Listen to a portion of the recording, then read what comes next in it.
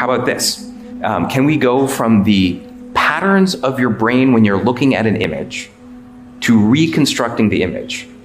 So the way this worked was they put human beings inside an fMRI machine. They had them look at images and figure out what the patterns are, like translate from image to brain patterns. And then, of course, they would hide the image. So this is an image of a giraffe that the computer has never seen. It's only looking at the fMRI data, and this is what the computer thinks the human is seeing.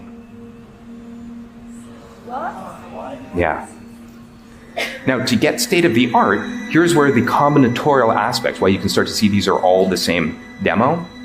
To do this kind of imaging, the latest paper, the one that happened even after this, which is already better, uses stable diffusion, uses the thing that you use to make art.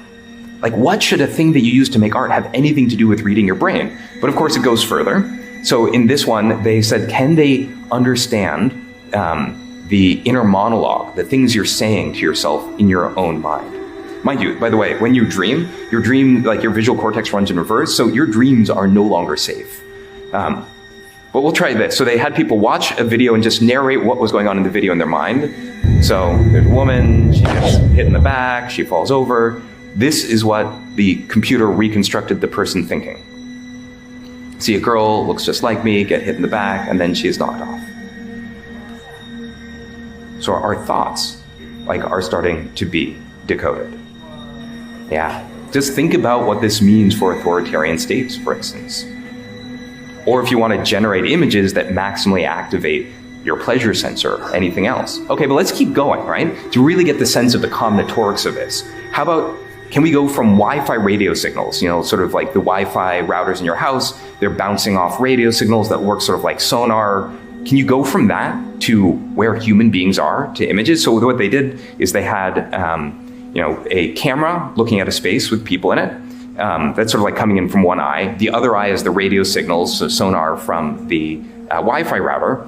And they just learned to predict, this is where the human beings are. Then they took away the camera. So all the AI had was the language of radio signals bouncing around a room. And this is what they're able to reconstruct.